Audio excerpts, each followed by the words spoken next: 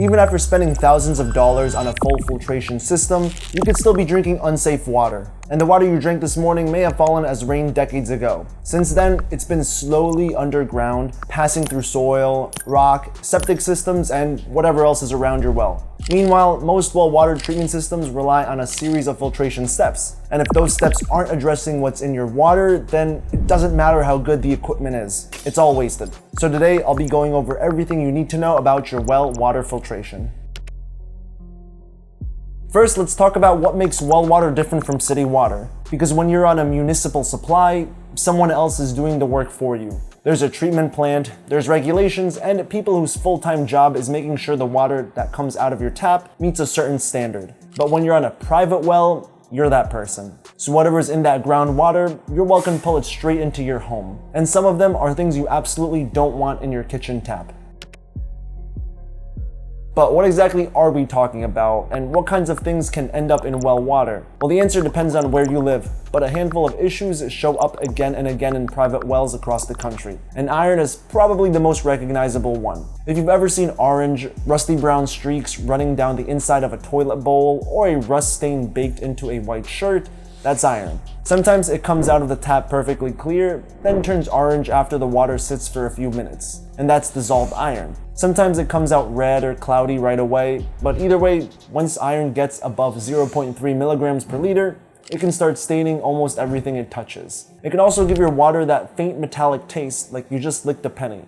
And right next to iron is hard water, which is just water carrying a lot of dissolved calcium and magnesium. And you know hard water by what it does to you. Soap that refuses to lather, a chalky white crust creeping up your faucets, and water heaters that wears out early because they're full of scale. Then there's sulfur. If your water smells like rotten eggs, sulfur components or sulfur bacteria are often to blame. And the odor tends to be especially noticeable when you're running hot water, but it won't poison you. It'll just make your water smell like a swamp and slowly corrode your pipes and fixtures from the inside.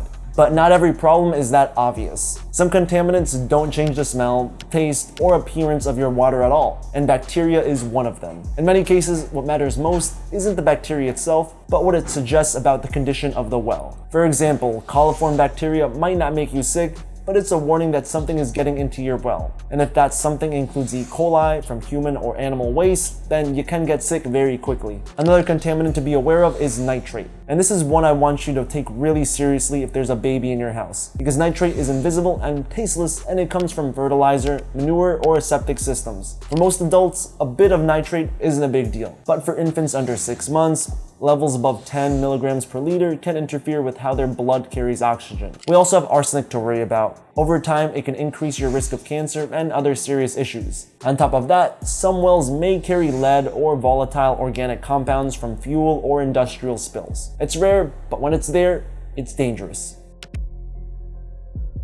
The cheapest way to test your water is with a dipstick that you can get from most hardware stores. You dip the stick, it changes color, and you read the results off a tiny chart. Now they're fine if you just want a quick sense of hardness or pH, but for serious issues like bacteria, nitrate, arsenic, lead, they're not really reliable. And that's why I wouldn't rely on them for making big decisions. What I'd recommend instead is a certified lab mail-in kit. You fill a few small bottles straight from your tap, send them in, and the lab sends you a report with actual numbers. It tells you exactly which problems you have, and just as importantly, which ones you don't. So you aren't bolting a giant arsenic filter onto a well that never had arsenic in the first place. A basic kit that checks the two must-haves, bacteria and nitrate, is about $75. And if you want a full picture, you can add metals and basic water chemistry, which normally comes somewhere between $50 and $200, depending on how detailed you go. And don't forget the public health route. Many county or state health departments will test your well for free or for a small fee. And it's worth calling them first, because they might know the common issues in your area and can point you to the right type of test. Now, once you know what's in your water, you can build a setup that targets exactly that. As I mentioned before, well water treatment isn't one filter doing everything. It's a chain of stages, and each stage has one job, like one for iron, one for hardness, one for bacteria, and so on and so forth. And this means you only add the stages your test results call for, and they have to go in a specific order like an assembly line, each worker finishing their job before passing the water down. Sediment filtration is like the bouncer at the door. It catches sand, grit, and visible dirt before they can reach the rest of your equipment. Now, it doesn't clean your water all the way, but it protects everything downstream from getting clogged, scratched, or worn out by physical debris. So this isn't the stage you ever want to skip. And what you're buying here is pretty simple. A filter housing that bolts onto your main water line with a cartridge inside that does the trapping. It costs somewhere between $50 to $300, and in most homes, the cartridge only needs to be replaced every 6 to 8 months. If your test shows iron, manganese, or sulfur, you need a dedicated iron filter at this stage. The way it works is through oxidation. The filter converts dissolved iron into solid particles, then captures those particles in the media bed. Then every few days, the system automatically backwashes to flush out the buildup. No chemicals, no cartridges to swap. And a quality iron filter with a good media, like Catalog's Light, can lock up to 30 ppm of iron, 15 ppm of manganese, and 10 ppm of sulfur in a single tank. And the media typically lasts between 6 to 8 years before needing replacement. Now, if your test shows a low pH, especially below 6.5, that isn't something to ignore. Acidic water can eat away at copper pipes from the inside and make it easier for metals like lead and copper to leach into your water. The fix is an acid neutralizer, and most systems use calcite, which is a natural calcium carbonate. As the water moves through the tank, the calcite slowly dissolves and brings the pH up into a less corrosive range. And for many homes, a non-backwashing system is enough. Now, it doesn't need power, it has no moving parts, and maintenance is usually just topping off the calcite every couple of years. The equipment itself runs somewhere between $800 to $2,000 with installation extra if you bring in a pro. Now, there's one thing to understand here though. Raising your pH with calcite adds hardness to the water because you're essentially adding a calcium compound. So if you install an acid neutralizer, you almost always want a water softener right after. Through a process called ion exchange, a salt-based softener swaps the calcium and magnesium for sodium so the water stops leaving scale behind. And for a typical family, a 48 to 64,000 grain softener is common. And yes, a salt-based softener can add a little sodium to your water, so if someone in your house is on a strict low-sodium diet, you can always use potassium chloride instead, or keep a separate reverse osmosis line for drinking water. And if you want a clear breakdown, I cover this in this other video.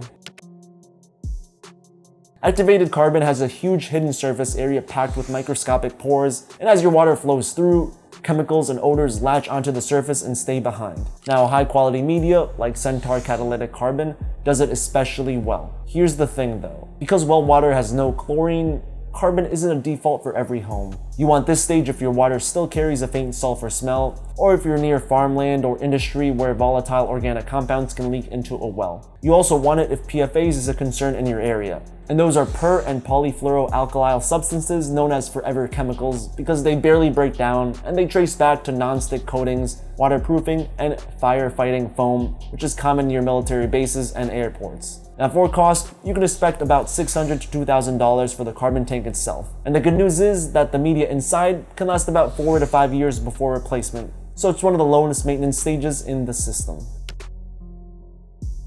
Now this is the final stage, and you'll need it when your test comes back positive for coliform bacteria or E. coli. Now some people also add it as an extra protection, especially if the well is shallow, older, or has problems after heavy rain or flooding. Your water flows past a lamp sealed inside a clear quartz sleeve, and that lamp gives off ultraviolet light at 254 nanometers. That exact wavelength scrambles the DNA of any microorganisms so they can't reproduce or cause infection. But UV only works on clear water. Leftover iron or particles will coat the quartz sleeve and cast a little shadow for bacteria to hide in. And that's why this stage always comes last. Now, cost is friendly here too. A typical system runs about $500 to $1,500 depending on the size and plumbing. And maintenance is pretty simple, but you can't ignore it.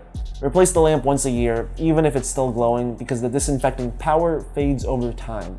You also need to clean the quartz sleeve regularly and replace it every year or two.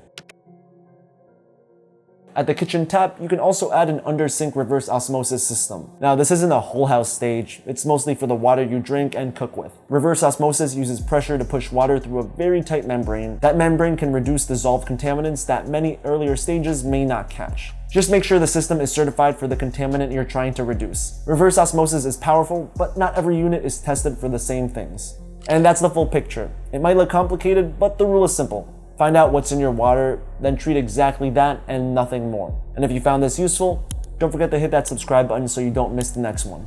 Thanks for watching.